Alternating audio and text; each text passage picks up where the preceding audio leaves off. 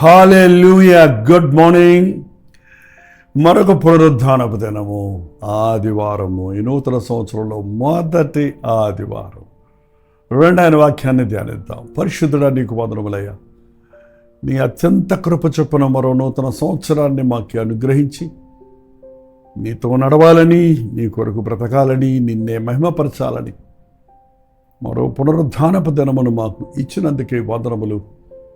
నా దేవుడు సజీవుడని మేము గుర్తు చేసుకున్నటకు, నా కొరకు సెలవులో యాగమై తన రక్తాన్ని చిందించాడని, జీవాహారముగా తన శరీరాన్ని జీవజల ఊటగా తన రక్తాన్ని నాకు అనుగ్రహించి ఉన్నాడని విశ్వసించి ఆరాధించటకు ఇచ్చిన అవకాశం బట్టి మందిరాలకు వెళ్ళకముందు నీ మాటలు ధ్యానిస్తుండగా ఈ సమయాన్ని దీవించమని క్రీస్తునామంలో అడుగుచున్నాము తండ్రి, ఆమేన్.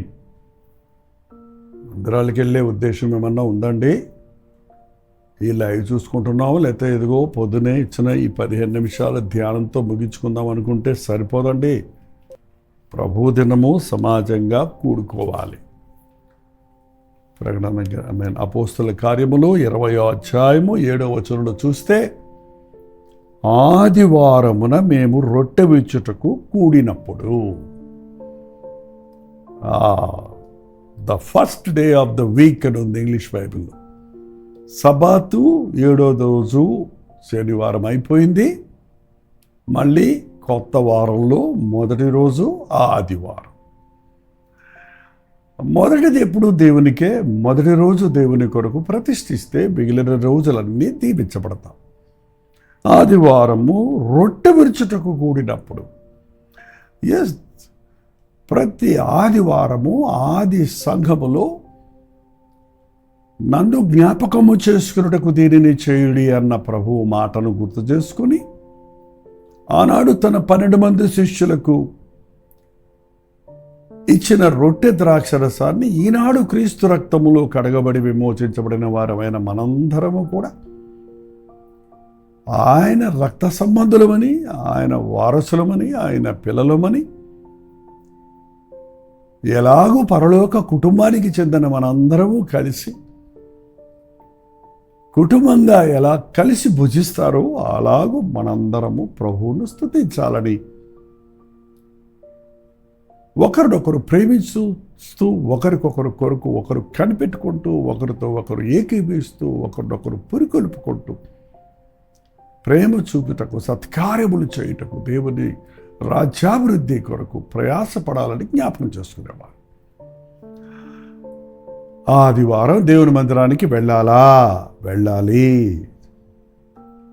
ఎందుకు అనడక్కండి, ఆయన ఆరాధించటానికి, ఆయన వాక్యము ధ్యానించడానికి, ఆయన బిడ్డలతో సహవాసం చేయడానికి, ఆ రొట్టె ద్రాక్షరసంలో పాలు పంపులు పొంది ఆయన ప్రేమను మరొకసారి గుర్తు చేసుకునడానికి.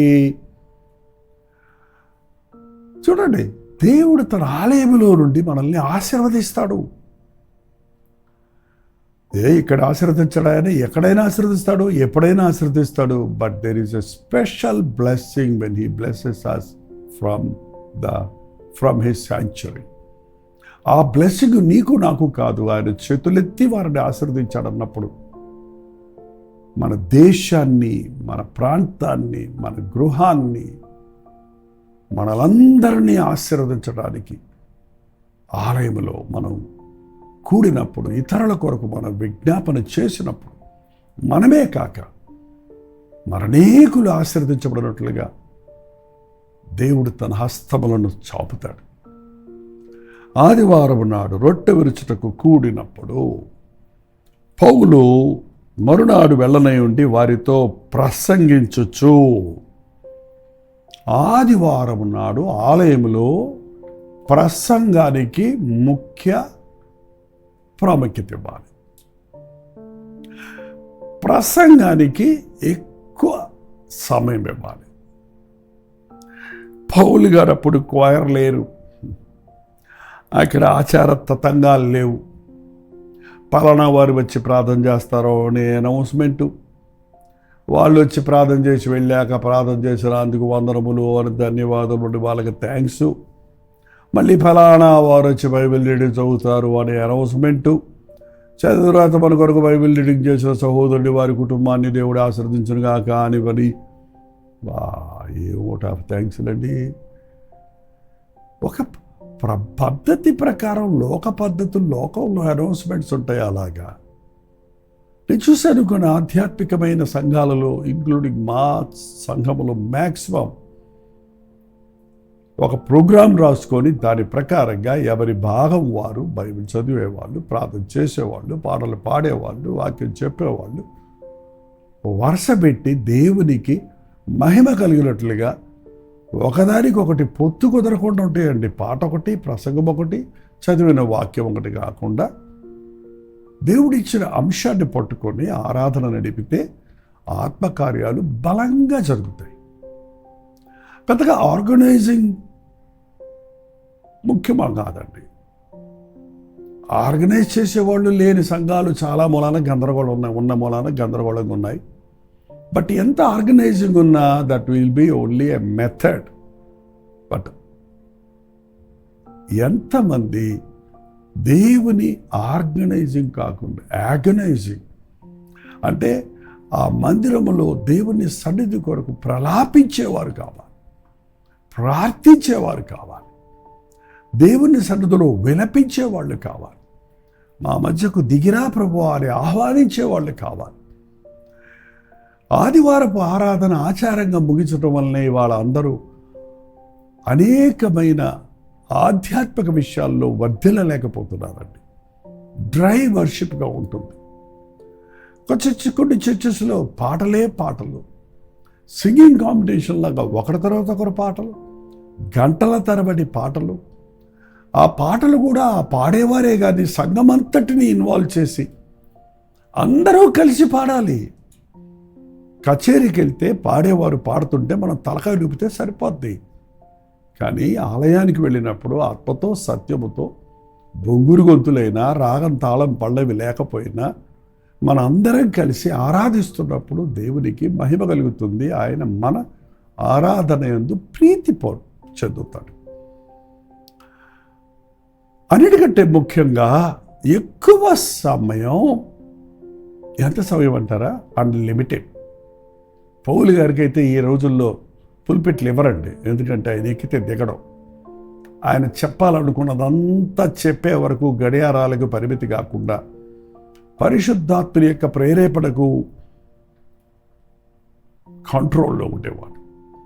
కాబట్టి ఆయన మరునాడు వెళ్ళిపోవాలి. కాబట్టి వాళ్ళకి చాలా సంగతులు చెప్పాలి, వాళ్ళకి ఎన్నో హెచ్చరికలు ఇచ్చి వెళ్ళాలి. నేను ఉండను, నేను వెళ్ళిపోతున్నాను, సంఘం జాగ్రత్తగా ఉండాలి, సంఘం ఈ విషయాల్లో హెచ్చరిక కలిగి ఉండాలి, ఈ విషయాల్లో శ్రద్ధ కలిగి ఉండాలి, భారం కలిగి ఉండాలి అని సంఘానికి మంచి నడిపిపోవడానికి ఆశపడ్డవాడు. పాస్టర్ పనుడు కాదండి, జీతగాడు కాదండి, జీతగాడు కాదు. పాస్టర్ గారు మెల్లగా ప్రసంగం చేస్తుంటే కొంచెం గట్టిగా చెప్పండి అన్నట్టు సంఘ పెద్ద. చాలే ఊరికవయ్యా, నువ్వు ఇచ్చే డబ్బులకి అంతకంటే గట్టిగా చెప్పాలా అన్నాడు. నా టైం అయిపోయింది, నేను వెళ్ళిపోతాను, ఇంకో మీటింగ్ ఉంది, ఇంకో మీటింగ్ అని పాస్టర్లు ఉరుకులు పరుగులతో ఉన్నారే కానీ చేతికొచ్చిన పని శక్తి లోపం లేకుండా చెయ్యాలి. ఈరోజు ఈ సంఘాన్ని నా చేతికి అప్పగించారు, వీరు ఎవ్వరు నరకానికి పోకూడదు, వీరు ఎవరి అపరాధము నా మీద ఉండకూడదంటే నేను వారిని పరిపూర్ణంగా అన్ని కోణాల్లో హెచ్చరించాలనే భారంతో ఉపవాసంతో ప్రార్థించడం నేర్చుకున్నాను, ప్రసంగించడం నేర్చుకున్నాను. నేనైతే ఇప్పటి వరకు కూడా ప్రసంగిస్తే కానీ భోజనం చేయను. నేను భోజనం చేసి ప్రసంగించడం నా వల్ల కాదు. మొదట దేవుని వాక్యం భారంతో మనుషుల హృదయాలు తాగుతుందా లేదా, బండ గుండెలు బద్దలవుతున్నాయా లేదా, పశ్చాత్తాపం కలుగుతుందా లేదా, వేదనలో ఉన్న వారి కన్నీరు తొడవబడుతుందా లేదా, ఆదరించబడుతున్నారా లేదా అనేది చాలా ముఖ్యమైన. అందుకని మందిరంలో ఒక దైవజనుడు దైవ వర్తమానాన్ని ఇచ్చినప్పుడు ఆత్మ ప్రేరేపణతో ఇచ్చినప్పుడు ప్రతి వారి అవసరతలు తీరిపోతాయండి. అవిశ్వాసం పటాపంచలో ఉంది. ప్రతి వారి యొక్క అనారోగ్యాల నుంచి స్వస్థత కలుగుద్ది. ప్రత్యేకంగా పిలిచి నూనె రాసి ప్రార్థించవలసిన అవసరమే ఉండదు. ఆలయంలో కూర్చొని వాక్యం పెట్టినప్పుడే నవనాడుల్లోనికి క్రీస్తు యొక్క శక్తి తన వాక్కును పంపి వారిని స్వస్థపరచను అన్న మాట నెరవేరుతుందండి. అటువంటి భారంతో ప్రసంగించేవాడు పౌలు. ఆదివారం పొద్దున్న ప్రారంభించి అర్ధరాత్రి వరకు ప్రసంగిస్తున్నాడట. ఆయన గొప్పతనమా, వినేవాళ్ళ గొప్పతనమా? ఆయన సంగతి అట్ట పెట్టండి. పొద్దున్న మొదలుపెట్టి అర్ధరాత్రి వరకు ప్రసంగిస్తుంటే కూడా ఎవడూ కదలకుండా అంత ఆతృతతో వాక్యం వింటున్నారు. వాక్యమును గురించిన ఎంత ఆకలి ఉంది వారికి. దేవుని వాక్యం వినాలని తాను మర్చిపోయి యేసు పాదముల యొద్ద కూర్చున్న మరి ఎలాగా? గడియారాలకు పరిమితమయ్యే ప్రసంగాల వల్ల పరిశుద్ధాత్మని కార్యాలు జరగవండి. పౌలు గడియారానికో సమయానికో పరిమితం అవ్వలేదు.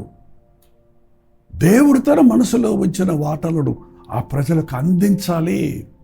అది ఎంతసేపు అయిందనేది కాదు. యేసయ్య అంతే చేశాడు. ఆశతో వాళ్ళు పరిగెత్తుకుని వచ్చినప్పుడు 3 రోజులు వాళ్ళకి కంటిన్యూస్గా వాక్యం అందించి 3వ రోజు వదిలిపెట్టినప్పుడు సొమ్మసిల్లి పడిపోతారేమో, రొట్టెలు పెట్టి పంపించమన్నాడు. చూసారా? ఇవాళ చూడండి, 30 నిమిషాలు చాలు, 45 మినిట్స్ చాలు, మ్యాక్సిమం 1 అవర్ కంటే మేము ఉండలేం. మొత్తం సర్వీసే స్వీట్ అండ్ షార్ట్ సర్వీసులు ఉన్న చర్చలకు ఎత్తుకొని వెళ్ళిపోతున్నారు ఇవాళ విశ్వాసులు. మీరు పరలోకం వెళ్తారో లేదో అనుమానంగా ఉంది నాకైతే. మీ కడుపు నిండిందో లేదో, మీ ఆధ్యాత్మిక తృష్ణ తీరిందో లేదో, మీరు పరిశుద్ధ పరచబడారో లేదో అని పరిశీలించుకోకుండానే 4 మాటలు విని బయటికి పోతే ఆత్మతో సత్యముతో ఆయన ఆరాధించకుండా ఆధ్యాత్మిక దీవెన ఈ నూతన సంవత్సరంలో ఎలా పొందుతామండి? తీర్మానించుకోండి. చర్చెస్కి వెళ్ళినప్పుడు వాచెస్ చూడొద్దండి. చర్చెస్కి వెళ్ళినప్పుడు దేవుని సన్నిధిని అనుభవించండి. ఒకడు మాత్రం పాపం ఐతికు కిటికీలో కూర్చున్నాడు, నిద్ర తట్టుకోలేక కింద పడి చచ్చిపోయాడు. కానీ పౌలు దిగెళ్ళి 3వ అంతస్తు నుంచి కింద పడ్డాడట. అతను బతికిచ్చాడు, తీసుకొచ్చి కూర్చోబెట్టాడు. మీరు కూడా పడిపోతారు, చచ్చిపోతారు, రాత్రి అయిపోయింది, వెళ్ళిపోమని లేదు. తెల్లవారే వరకు వారితోటి మాట్లాడారనుందండి.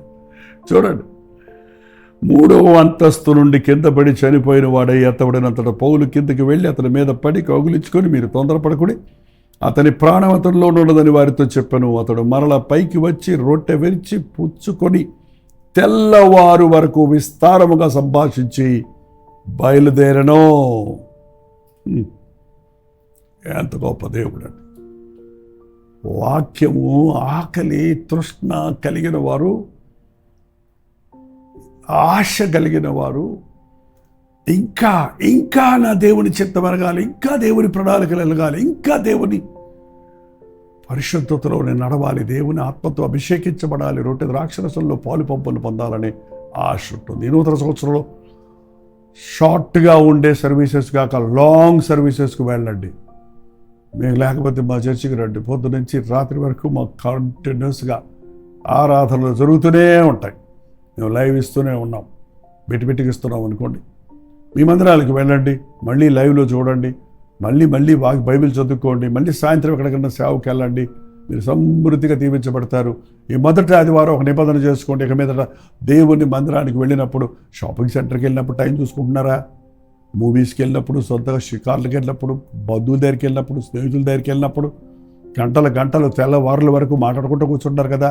నీ దేవుడితో మాట్లాడుకోవా? నీ దేవుని సన్ని మాటలు వినబా?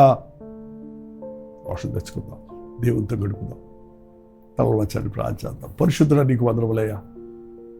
లోకంలో మనుషుల మాటల వల్ల మాకే ప్రయోజనం లేదు, కానీ నీ మాటలు జీవపు ఊటలు కనుక, నీ మాటలు మాకు తెలివిని జ్ఞానాన్ని కలుగజేస్తావు కనుక, నీ మాటలు మాకు దుష్టత్వాన్ని అసహించుకోవడానికి సహాయం చేస్తావు. నీ మాటలు మాకు సేద తీరుస్తావు, మమ్మల్ని ఆదరిస్తావు, మమ్మల్ని స్వస్థపరుస్తావని నమ్మి నీ మందిరములో గంటల తరబడి గడపాలనే ఆశ, దినమంతా నీ సన్నిధిలో ఉండాలనే ఆశ, ప్రభు దినమును ఘనంగా ఆచరించి ప్రభువుకే జీవించి ప్రభువునే మహిమపరచాలనే తృష్ణ కలిగి నూతన సంవత్సరంలో నీ వాషించిన స్థాయిలో జీవించటకు నీ బిడ్డలమైన మాకందరికీ నీ సహాయం చేయమని క్రీస్తు నామములో అడుగుచున్నాను తండ్రి, ఆమేన్. మన తండ్రి అయిన దేవుని యొక్క ప్రేమయు, కుమారుడైన క్రీస్తు యొక్క కృపయు, ఆదరణకర్త అయిన పరిశుద్ధాత్మక సహవాసమును కూడి వచ్చిన మనందరికీ ఇప్పుడును సదాకాలము తోడై ఉండును గాక. ఆమేన్. దేవుని స్తోత్రం. మీ ప్రార్థన అవసరాలు 954004 మీరు ఇతర దేశాల్లో ఉంటే 91001000 నెంబర్కి టెక్స్ట్ లేక వాయిస్ మెసేజ్ ద్వారా వాట్సాప్ పెట్టండి. డాక్టర్ చెప్పారని యూట్యూబ్ ఛానల్ సబ్స్క్రైబ్ చేసుకోండి, లైక్ చేయండి, షేర్ చేయండి. ఫేస్బుక్లో, ఇన్స్టాగ్రామ్లో మరి అనేకమైన పోస్టులు పెడుతున్నాం. వీక్షించండి, దైవ ఆశీర్వాదాలు పొందండి. కల్వరి చర్చిలో జరిగే లైవ్ మీకు లింక్ ఇస్తాం, మీరు వీక్షించండి. అలాగే 3 గంటలకు హెచ్చరిక, సాయంత్రం 9 గంటలకు కల్లూరు ప్రతిదూరులో బలి కలుసుకుందాం. అంతవరకు దేవుని మహాకృప మీకు తోడైన కాక.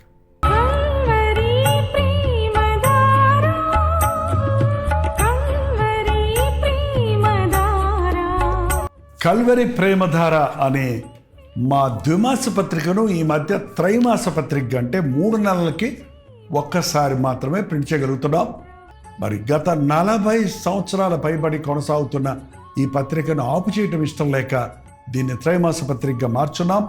మీరు కల్వరి ప్రేమధార పత్రికను చదువుతున్నారా? ఒక ఉచిత పత్రిక కావాలంటే ఇవ్వాలే మీ పేరు, చిరునామా, అడ్రస్తో పాటు ఇంటి నెంబర్తో పాటు క్లియర్గా పంపించండి. తప్పకుండా ఒక ఉచిత పత్రికను మీకు పంపిస్తాం.